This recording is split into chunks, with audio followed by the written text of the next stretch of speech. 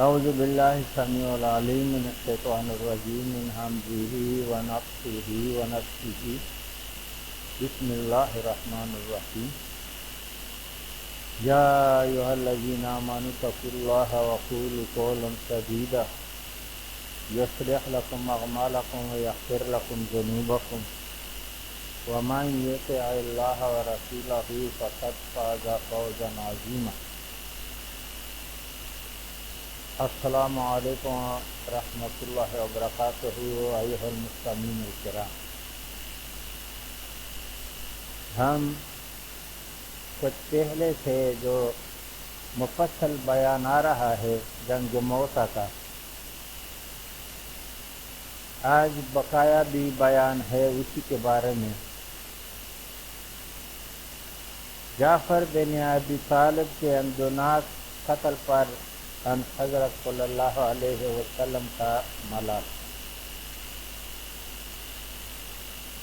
ابن اسحاق بیان فرماتے ہیں کہ عزوہ موتا میں جس روز جعفر بن ابی طالب شہید ہوئے، اسی روز حضرت عبداللہ بن جعفر کو بلا کر کے حضرت صلی اللہ علیہ وسلم نے عبداللہ بن جعفر کو بلا کر کے اپنے گود میں بٹھایا،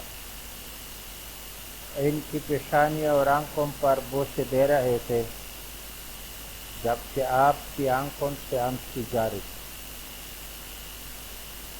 عبداللہ بن جعفر جو عبداللہ کا لڑکا تھا، چھوٹا تھا، ایک ہی وہ لڑکا تھا اور بہت چھوٹی عمر میں تھا، تقریباً گھومنے پھرنے یا بات معمولی سمجھ کے مطابق تھا۔ جب ان کے شہادت کی خبر ہوئی وحی کے ذریعے سے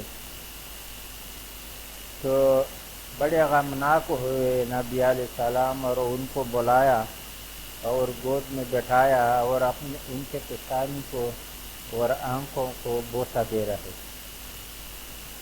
جبکہ آپ صلی اللہ علیہ وسلم کے آنکھوں سے آنسو جاری۔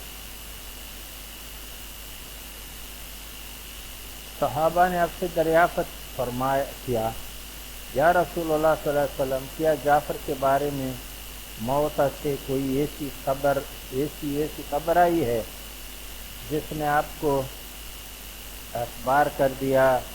تو آپ نے فرمایا کہ ہاں، جعفر وہاں شہید ہو گئے ہیں آج، لیکن شہادت سے قبل جن اندوناک حالات سے وہ دچار ہوئے وہ بڑا غم انگیز ہے۔ موتا میں جعفر ابن ابی طالب کی شہادت کے تفصیلات پہلے سے بیان کی جا چکی ہے، جو حدیث نبوی کے بارے میں متعدد ثقہ راویوں کے حوالے سے جو روایات کتب حدیث میں درج کی گئی ہے، ان سے جعفر بن ابی طالب کی مذکورہ اندوناک حالات صورتحال سے گزر کر شہادت پر نبی صلی اللہ علیہ وسلم کے اظہار ملال کے بائن ثبوت ملتا ہے۔ انہی حدیث میں سے یہ بھی کہا گیا ہے کہ اس کے بعد شہادت جب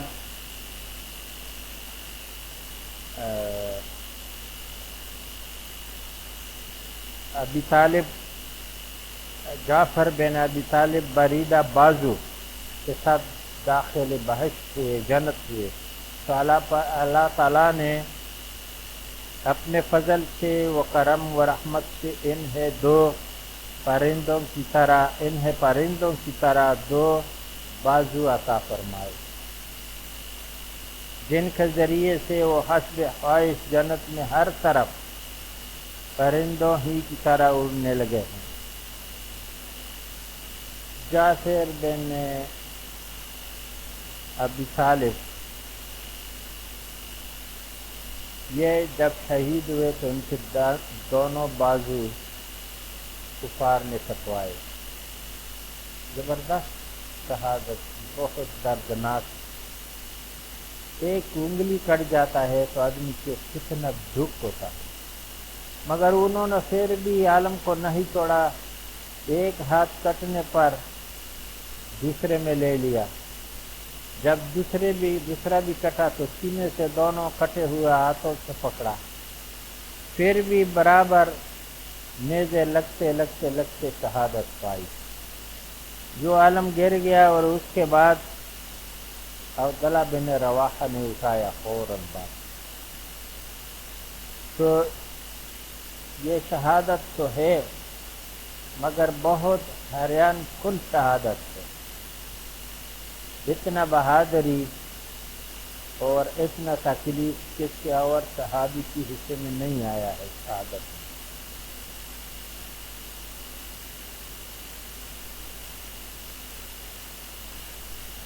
اس سلسلے میں ابن اسحاق ایک اور روایت پیش کرتے ہیں کہ انہیں عبداللہ ابی بکر نے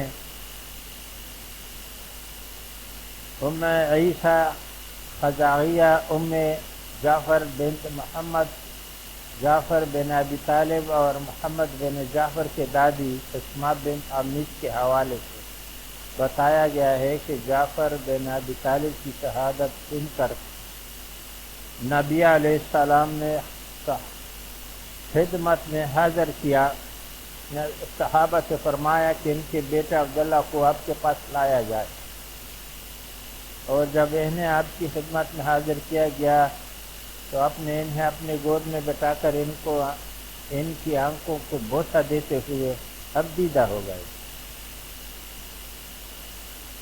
ابن اسحاق کی ایک اور روایت میں ہے کہ محمد بن جعفر زبیر کی زبانی غروہ بن زبیر کے حوالے سے بیان کرتے ہیں کہ جب مجاہدین اسلام کا لشکر عزوہ موتا میں فتحیابی ہونے کے بعد واپس ہو کر مدینے کے نزدیک پہنچا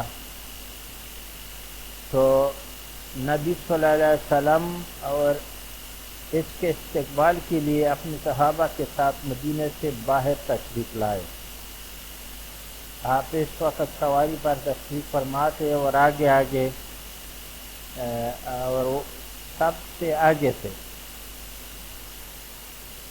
جب آپ کو دوسرے امرائے لشکر کی شہادت کے ساتھ جعفر بن ابی طالب کی بڑی اندوناک صورتحال سے دوچار ہو کر شہادت کی خبر ملی تو آپ نے صحابہ سے فرمایا کہ جعفر ابن ابی طالب کے بچوں کو سنبھالے، جو اپنے باپ کی شہادت کی خبر سن کر بےتاب ہو کر رونے لگے ہیں۔ پھر فرمایا کہ جعفر کے بیٹے عبداللہ کو آپ کے پاس لایا جائے، اور جب انہیں آپ کے پاس لایا گیا تو آپ نے ان کی آنکھوں کو بوسہ دیا اور ان کے ساتھ خود بھی اب دیدہ ہو گئے۔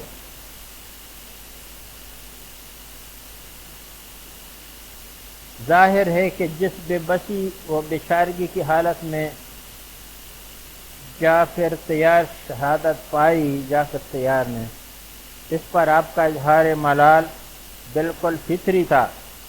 آپ نے اپنے ان کے اہل بیت کو جعفر بن ابی طالب کی بچوں کو ہمیشہ خبر گیری کا حکم دیا تھا۔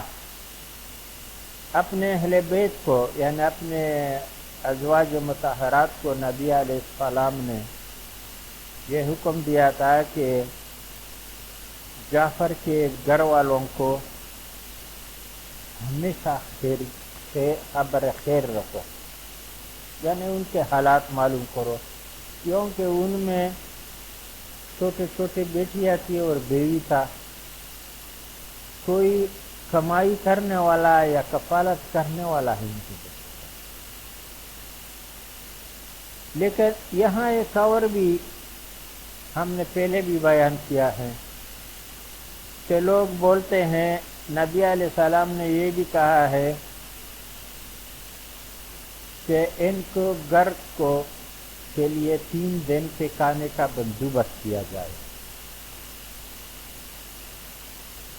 3 دن کیونکہ شوق ہوتا ہے اور وہ اس میں ان کے پاس کوئی کفالت نہیں تھی، تو لوگوں کو نبی علیہ السلام خود اس 3 شہادتوں میں گرے ہوئے تھے، غمناک تھے۔ لوگوں کو کہا کہ ان کی کھانے پینے کا بندوبست کرو، وہ بہت رو رہے تھے، بہت زور زور سے۔ باپ کی شہادت کا بیٹا بھی اور چھوٹے چھوٹے بہنیں بھی ان کے بیٹیاں، تو لوگوں نے یہاں مشہور کیا ہے کہ 3 دن جو آدمی مر گیا ہے اس کے گھر سے کوئی کھانا نہیں کھائے، حرام ہے، وہاں ہے، یہ ہے، حلال ہے، نہیں ہے، یہ ہے، ویسا ہے۔ بڑا شور شرابہ بڑے علماؤں نے شروع کیا ہوا۔ نبی علیہ السلام نے صرف جعفر کے گھر والوں کے بارے میں کہا ہے کہ ان کے پاس کچھ بھی نہیں تھا، لیکن یہ منع نہیں کیا ہے، یہ کہاں حرام ہے کہ جعفر کے گھر والوں نے خیرات کیا ہو اور نبی علیہ السلام نے بندے بھیجے ہو، ذرا ہمیں بھی بتائے کہ یہ مت کھائیے، یہ حرام ہے۔ افسوس ہے یہ اسرار کوفے کا اسراروں پر اور یہ اپنے سے بنائے ہوئے خرافات سے ان علماؤں پر۔ اس کے ساتھ 2 اور بھی شہادت، 2 نہیں، ٹوٹل 8 شہادتیں ہوئے تھے۔ جنگ موتا میں 4 مہاجرین کی شہادت ہوئی تھی، جن میں سے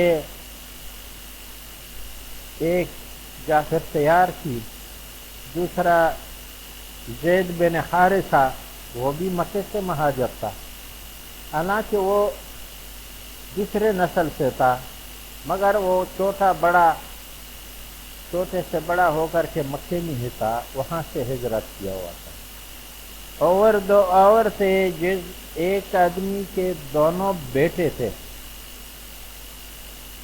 اس کا نام بھی بعد میں آئے گا۔ یہ 4 اور انصار کے 4، 8 آدمی۔ بقایا کسی کے گھر میں یہ نہیں بولا کہ 3 دن تک ان کے لیے کھانے کی بندوبست کرو، نہیں تو پیش کرو شہادت۔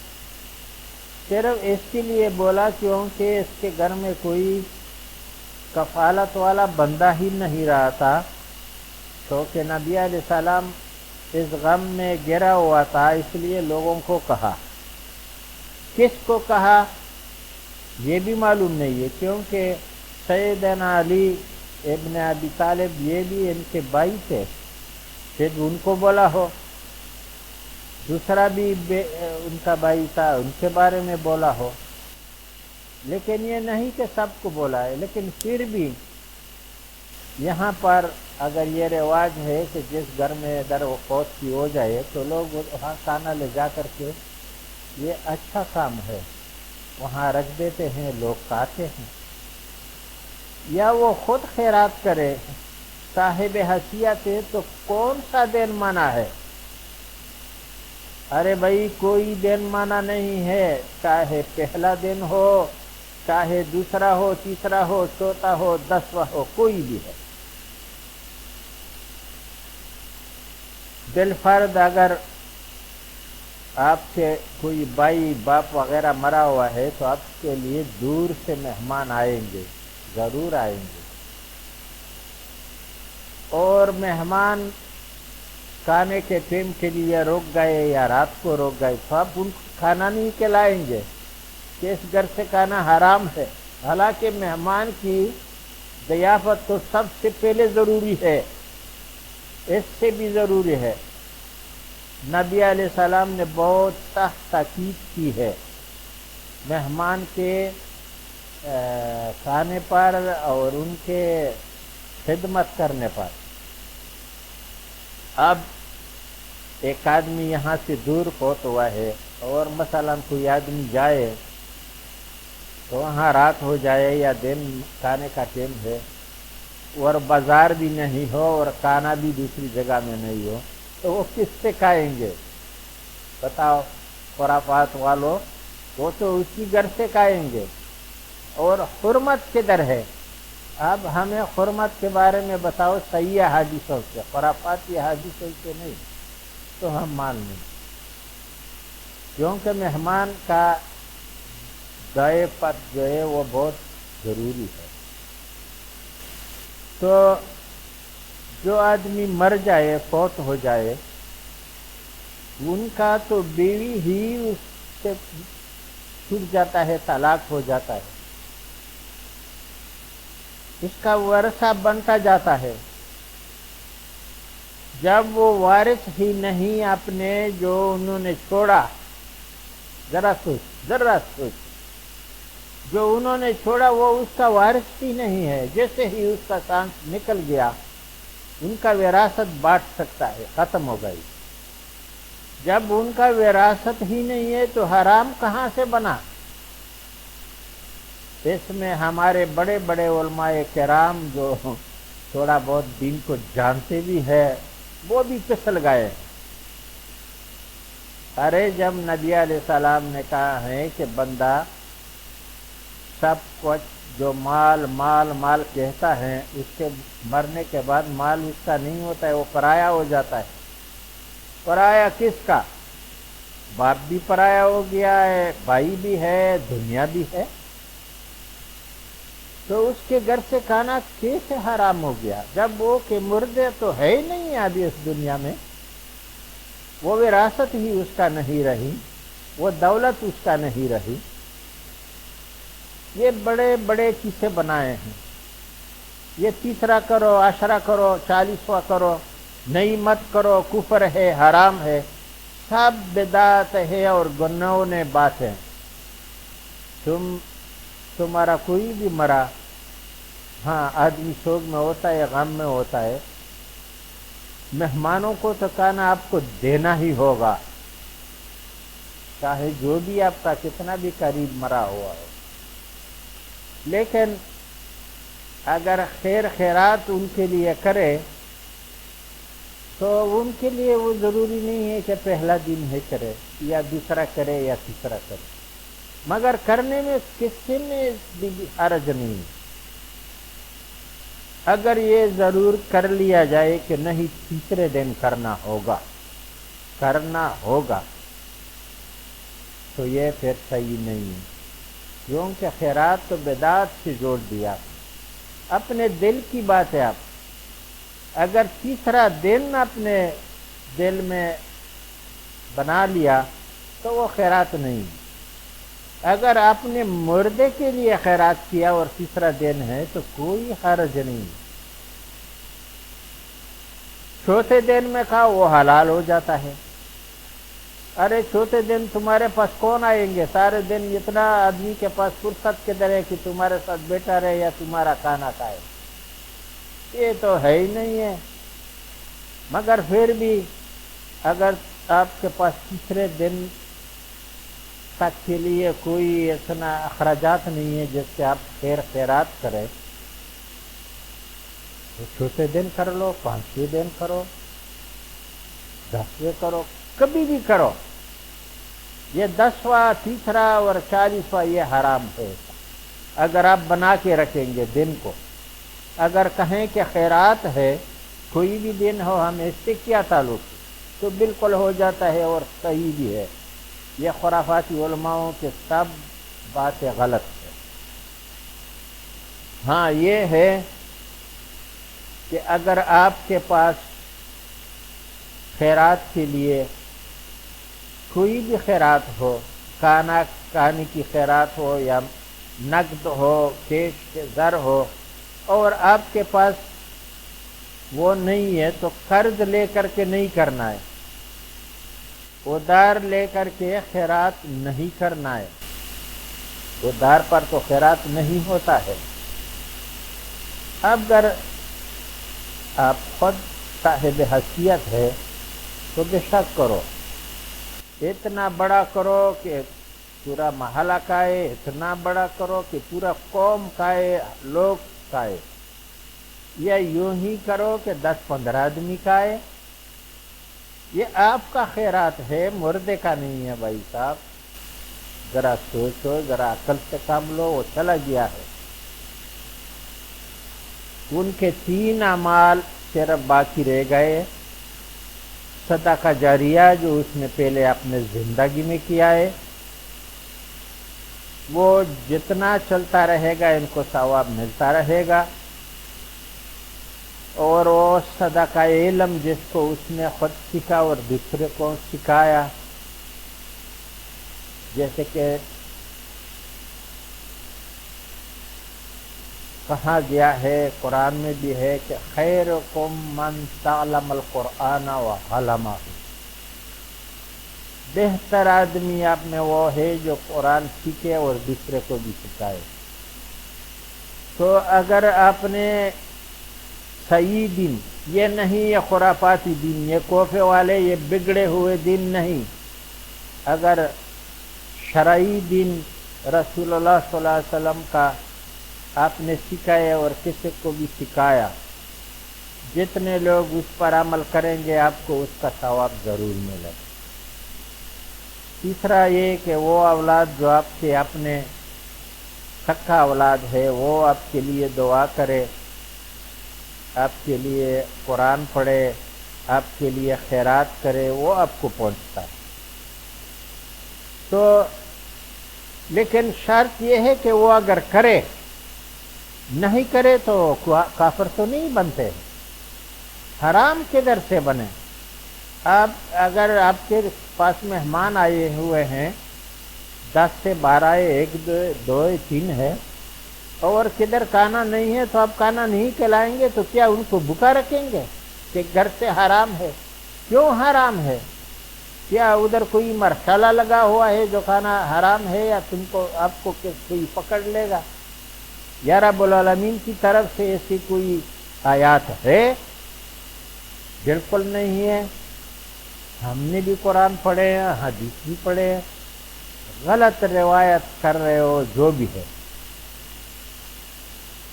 جب آدمی مر جائے ان کا کوئی وارثیت نہیں رہتا، کیا کھانا ان کا حرام ہے؟ وہ کھانا تو ان کا ہے ہی نہیں ہے، جب وہ دنیا میں نہیں ہے تو کھانا ان کا کدھر ہو گیا؟ کھانا ان لوگوں کا ہے جو زندہ ہے، اور وہ ان کا اپنے رشتہ دار ہے یا کوئی بھی ہے تو کوئی بات نہیں ہے، آپ کھا سکتے ہیں۔ یہ دوسرا، تیسرا اور 40واں یا 10واں یہ بالکل بدعاتی باتیں، خرافاتی باتیں ہیں۔ یہ اشرار علماء ہے اور خرافات علماء نے کوفے کا یہ بنیاد رکھ وغیرہ کر کے ایسا کر رہے ہیں، ایسا کوئی بات نہیں ہے بھائیو، یہ جائز ہے، بالکل جائز۔ ہاں 3 دن تک اگر ان کے جو رشتہ دار ہے سوگ منائے تو بہتر ہے، مطلب ہے کوئی شادی نہیں کرے، منائے، منعقد نہیں کرے، یا گھر کے قریب کوئی شادی والا ہو اس میں ناچ گانے ڈونگ ڈانگ ہو تو ویسے بھی حرام ہے، لیکن اس وقت زیادہ احتیاط کرنی ہے، سادگی سے وہ خوشی ظاہر کرے اور کر سکتا ہے۔ لیکن خود یہ بندے جو ان کے رشتہ دار ہے وہ 3 دن تک سوگ میں یہ ہے کہ بڑے عطر شتر نہیں لگائے اور صاف کپڑے اور ہا ہو نہیں بنائے اور یہ نہیں کرے، خوشی نہیں ظاہر کرے۔ مردوں پر اور عورتوں پر بھی ہے 3 دن تک۔ صرف اس کے اپنی بیوی پر 4 مہینے اور 10 دن تک سوگ ہے۔ اس دنوں میں وہ گھر سے باہر نہیں نکلے گی سوائے سخت ضرورت۔ لیکن اس جیسے مثلا بیمار ہے، ڈاکٹر کے پاس لے کے جانا ہے تو لے کے جا سکتا ہے۔ ان کے علاوہ وہ گرمی بیٹھے رہے، عید آیا تو لوگ ماں باپ کے گھر میں جاتے ہیں، عورتیں وہ نہیں جا سکتا۔ ادھر قریب دوسرا جو ادھر ہے کوئی میت ہو گئی، یا ان کا اپنا کوئی بہن تھا یا بھائی تھا دور اس سے جو الگ تھا، وہ بھی فوت ہو جائے تو یہ نہیں جا سکتا۔ یہ کہتے ہیں گھر سے باہر نکلنا جائز نہیں ہے، جیسے قرآن میں کہا ہے تو وہ ہم بتا رہے ہیں، اپنے سے نہیں، خرافات نہیں، یا وہ کوئی بڑکیلا کپڑے نہیں پہنے گی، بالکل نہیں، آدھے کپڑے پہنتی رہے گی، اپنے آپ کو صاف کرتی رہے، کوئی بات نہیں۔ بال بل وغیرہ سنگار بنا کر کے یہ جائز نہیں ہے۔ سونے وغیرہ ڈال ڈول کے کوئی طرح بھی ایسے جو ہیلپ کے لیے بنائے گئے سنگاری اوزار ہوتے ہیں عورت کے، جیسے کڑے وغیرہ، انگوٹھیاں، دوسرے تیسرے، یہ کوئی نہیں پہن سکتا ہے۔ جیسے مردے کے لیے پوچھنے کے لیے بھی نہیں جا سکتا ہے، کوئی بیمار ہے اس کا بیمار کرسی بھی نہیں کر سکتا ہے، مطلب ہے ان پر گھر سے نکلنا منع، بڑکیلا لباس نہیں پہن سکتا ہے اور پردے میں رہے گا۔ جوان عورت ہے جب تک اس کی شادی نہیں ہو جاتی وہ آپ کے دیور میں کمرے میں نہیں جائیں گی اکیلے، ان کا دیور ہے گھر میں۔ لوگوں نے کہا ہے کہ دیور گھر میں ہے تو یہ ٹائیگر ہے، شیر ہے، اور وہ ہے وہ ہے، ایسا نہیں ہے۔ ہاں خلوت مانا ہے، اس عورت کو یا کوئی بھی ایسا جو دوسرا عورت بھی ہو، ان کا بابی ہو، اس کے پاس جانا نہیں ہے، لیکن جو سوچ میں ہے وہ زیادہ احتیاط کرے۔ ہاں گھر میں بڑا گھر ہے، سب بھائی ایک ساتھ رہتے ہیں، آتے جاتے ہیں، تو اس میں کوئی بات نہیں ہے۔ یہ دیور کا مسئلہ بھی ہم لوگوں نے ٹھیڑا کر کے دیا، اس کے ساتھ دیور کے ساتھ خلوت میں بیٹھنا اٹھنا منع ہے، مگر اگر وہ اکیلے کمرے میں بیٹھا ہوا ہے اور یہ ان کا بابی جو ابھی وہ شوق کی حالت میں ہے، عدت میں ہے، وہ اندر نہیں جاتے، ہاں باہر سے کوئی چیز ان کو دے تو کوئی بات نہیں ہے، اندر نہیں جا سکتی، ان کے ساتھ بیٹھ نہیں سکتی، یہ منع ہے۔ باقی سسر ہے ان کا، ان کے پاس جا سکتا ہے، گھر میں آ جا سکتا ہے، کوئی بات نہیں ہے، دیور بھی آ جا سکتا ہے۔ خلوت مانا ہے اکیلے بیٹھنا، تو یہ ان کے لیے ہے۔ ان کے بارے میں بھی لوگوں نے بڑے بڑے گھر میں پردے لٹکائے ہوئے ہیں، ہمارے اہل حدیث تو حد سے بڑھ گئے ہیں، یہ پردے بنائے ہیں، یہ ادھر نہیں آئے گا، وہ ادھر نہیں جائے گا۔ ارے اسلام میں اخوت بھائی چارہ ہے، پھر بھائی چارہ کدھر کا ہوا؟ آپ نے گھر میں پردے لگوائے تو بھائی اور چارہ کدھر سے ہو گیا؟ یہ ہم نے اپنے سے بنائے ہیں، خرافات ہے، ان پر خلوت کرنا، کمرے میں جانا اکیلے بالکل منع۔ باقی گھر میں ایسا پردہ کرنا کہ وہ دیور آئے تو یہ ادھر نہیں جائے وہ ادھر، یہ اپنے سے بنائے ہیں باتیں۔ تو یہ بھی تھے جو ہم نے آپ کو مردے کے گھر سے کھانا حرام ہے، نہیں بھائی حرام ہے، نہیں بھائی کھایا، وہ جھگڑے یہ جھگڑے فضول چل رہے۔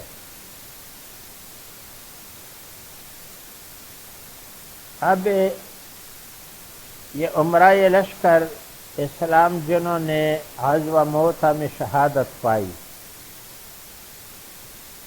یعنی زید بن حارثہ، جعفر بن ابی طالب، عبداللہ بن رواحہ کے خاندانی شجرات و فضائل جو برکات تواریخ میں مستند حوالوں کے ساتھ درج کیے گئے۔ زید بن حارثہ بن سرجیل بن کعب بن عبد العزہ بن عمرہ، القیس بن نعمان بن عامر بن عبدو بن عوف بن کنانہ بن بکر بن عوف بن زرع بن زید، اللات بن رفیدہ بن سور بن کلب، وبرہ بن ثعلب بن حلوان بن عمرو بن الخاب بن کداغ قلبی کداغ، اتنا بڑا شجرہ بیان کیا ہوا ہے. یہ ان کا شجرہ ہے. زید بن حارثہ کے خاندان کا شجرہ اوپر درج کیا گیا ہے. یہ نبی علیہ السلام کے غلام تھے. ان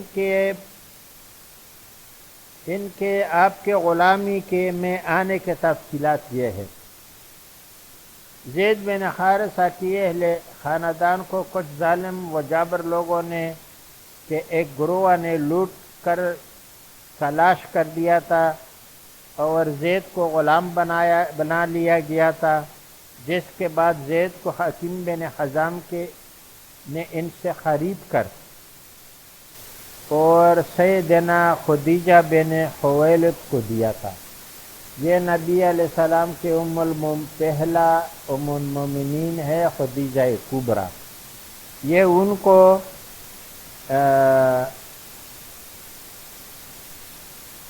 حکیم بن حزام نے دیا تھا، ان کا چاچا تھا. یہ ان کا بہت ہی بہترین غلام تھا، بہت پاک صاف حیا والا اور خدمت والا تھا. بعد میں نبی علیہ السلام جب ان کا شادی ہو گئی ان سے، یہ خدیجہ کبریٰ کے نبی علیہ السلام کی، تو یہ غلام خدیجہ کبریٰ نے نبی علیہ السلام کی خدمت کے لیے وقف کیا اور اتنے بہترین غلامی خدمت کرتا رہا کہ لوگوں نے شروع کیا کہ زید بن محمد، یعنی نبی علیہ السلام نے ان کو آزاد کیا. آزاد ہونے کے بعد بھی وہ ان کے خدمت میں لگا رہا، جس کو بعد میں لوگوں نے زید بن محمد کہنا شروع کیا.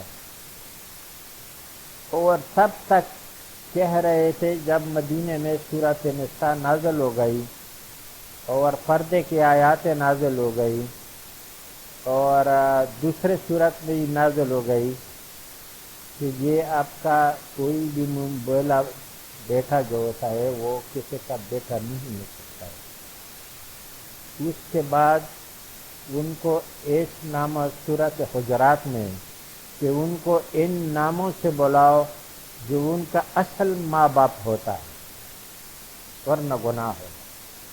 اس کے بعد نبی علیہ السلام نے زید بن محمد کا کہنا چھوڑ دیا اور لوگوں کو بھی کہا کہ ایسا نہیں کہو، ان کے بعد آج کے بعد ایسے نہیں کہنا چاہیے. یہ بڑے سپہ سالار تھے. جہاں کوئی عزوہ ہوتا تھا کہیں پر، نبی علیہ السلام ان کو بھی عالم جھنڈا دے کر کے اس کے سربراہی میں، اس کے کمان میں لشکریں بیچتے رہتے. اچھا، یہ بڑے خدمت گزار تھے اور بہت ہی نبی علیہ السلام کے خدمت ہی کیے ہیں.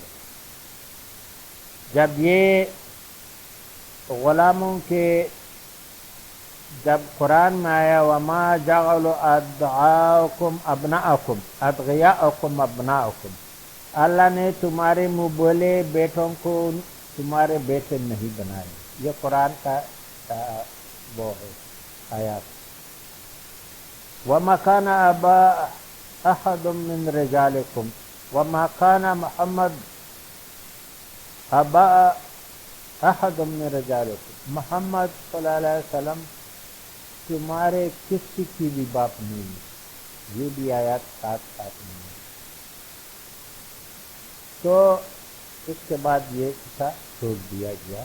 زید بن محمد نہیں بلکہ ان کے باپ کے نام سے ہی پکارتے ہیں. یہ ان کا نبی علیہ السلام نے اس کے علاوہ زید سے اپنے پھوپھی زاد بہن کا زینب بنت حج کی شادی بھی کی تھی، جو بعد میں چلا نہیں، اور حکم الہی کے تحت رب العالمین اس لیے کہ یہ منہ بولا بیٹوں کا رد ہو جائے، ورنہ یہ ضروری نہیں تھا۔ رب العالمین نے کہا کہ زینب سے آپ خود شادی کرو وحی کے ذریعے، اس کا نکاح نہیں ہے، ان کے شواہد نہیں ہے، کچھ ولیمہ بھی نہیں ہے، کچھ بھی نہیں ہے۔ پھر بھی نبی علیہ السلام نے ولیمہ دیا تھا، لیکن ان کے جو مہر کا اجر وغیرہ یہ کوئی نہیں ہے، کیونکہ یہ الہامی ذریعے سے بیوی بنی ہے۔ یہ زید بن حارثہ کی تھی، مگر پہلے ہی وہ زید بن حارثہ کو اپنے شوہر کا رضامند نہیں تھی، جبکہ نبی علیہ السلام نے ان کو سمجھایا پہلے شادی میں، تو انہوں نے نبی علیہ السلام کی خاطر رکھ کر کے ہاں کر دی۔ بعد میں ان کے ذہن میں یہ غلام حیثیت سوچ کر کے وغیرہ ان کی عزت نہیں کرتے ہوں گے یا کچھ بھی، لیکن میاں بیوی میں بنی نہیں، یہاں تک کہ طلاق پر بات آ گئی۔ نبی علیہ السلام نے بہت، جیسے کہ قرآن میں بھی کہا ہے کہ جب زائد نام، قرآن کریم میں جتنے بھی نبی علیہ السلام کے علاوہ اصحاب کرام ہے، کسی کا نام نہیں آیا ہے قرآن میں۔ ابو بکر سے زیادہ بزرگ اور آپ کا قریب دوست اور فکر بھی، اس کا بھی قرآن میں نام نہیں آیا۔ ہاں صاحب نام سے پکارا ہے یا اور کوئی، لیکن زید کو نام لے کر کے پکارا گیا۔ اسی لیے یہ شادی انہوں نے کی نبی علیہ السلام نے، لیکن بعد میں وہ چلی نہیں، اور رب العالمین کی یہ ارادہ تھی کہ ان کو محمد صلی اللہ علیہ وسلم کے ساتھ بیایا جائے، لہذا ان کی شادی آسمان سے آئی ہوئی کہ یہ اپنے نکاح میں لے لو اور یہ آپ کی بیوی ہے۔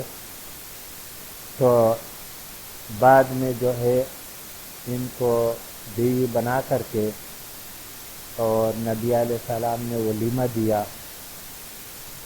بعد میں وہ ولیمے میں جو لوگ اپنے ٹیم پر آئیں گے، آیات بھی، پردے کے آیاتی بھی اسی شادی میں نازل ہوئے کہ سیدنا زینب دیوار کی طرح بیٹھی ہوئی تھی، اور کچھ اصحاب کرام آ کر کے کھانا پینا کر کر کے پھر لمبی لمبی بات شروع کی، کسے شروع کیے، تو نبی علیہ السلام پر بھی یہ شاک گزرا، مگر پھر بھی ان کی سمجھ، وہ قصدن نہیں تھے، ان کی نہ سمجھی تھے۔ جب ان کو پتہ چلا تو فوراً اٹھ کر کے چلے گئے، اور پردے کی آیات نازل ہو گئی، اور جب اسی وقت سے پھر پورا بیان ہے پردہ کرنا کیسے کرنا وغیرہ وغیرہ۔ پہلے نبی علیہ السلام کے گھر میں آنے جانی تھی اصحاب کرام، بلکہ عام آدمی بھی اندر جاتا تھا بغیر پردے کے، اور تمام امسار اور ماجروں کے گھروں میں یہ حال تھا۔ جب پردے کے آیات نازل ہو گئے اور یوں اس کے بعد کہ تم لوگ ملو تو پردے کے پیچھے سے بات کرو یا کوئی چیز مانگو ازواج مطہرات سے، تو اندر داخل نہیں ہو جاؤ، باہر پردے کے پیچھے سے مانگو۔ اس کے بعد یہ پردے کا رواج ہو گیا اور پورے امت مسلمہ میں ہے۔ ایک زینب رضی اللہ کے لیے نہیں، رضی اللہ عنہا کے لیے نہیں تھا، سب کے لیے آج بھی ہے۔ مسلمانوں کو پردہ کرنا ضروری ہے، اجنبی باہر کے آدمیوں سے اپنی بیوی یا بچے گھر میں ہوتے آپ کو کسی کے گھر میں نہیں جانا چاہیے بغیر اجازت کے۔ ہاں اگر اجازت ہو تو قرآن میں بھی ہے، اور گھر والے آپ کو اجازت دے، اور پہلے وہ اجازت لینے والا سلام کرے، سلام کے بعد ان کو اگر اجازت دی جائے گھر میں یا حجرے میں آنے کی تو بلا وجہ آ سکتا ہے، تو اجازت پھر وہ دیا جائے تب، ورنہ نہیں۔ تو یہ ان کے زینب کے شادی کے موقع پر جو نبی علیہ السلام کے ساتھ ہوئی امہات مومنین میں سے بنی، تو پردے کے آیاتی بھی یہاں ہی اس سے پہلے نہیں تھے۔ باقی بیان انشاءاللہ جو باقی سیرت ہے ان کو شہیدوں کے وہ کل بیان کریں گے باذن اللہ، زندگی رہی۔ اللہم اغفر لی ولوالدی وللمؤمنین والمؤمنات والمسلمين والمسلمات الأحياء منهم والأموات اللهم اغفر لي ولوالدي وللمؤمنين والمؤمنات والمسلمين والمسلمات الأحياء منهم والأموات ربنا تقبل منا إنك أنت السميع العليم وتب علينا إنك أنت التواب الرحيم يا أرحم الراحمين يا ذو الجلال والإكرام يا رب غفور رحيم يا أرحم الراحمين.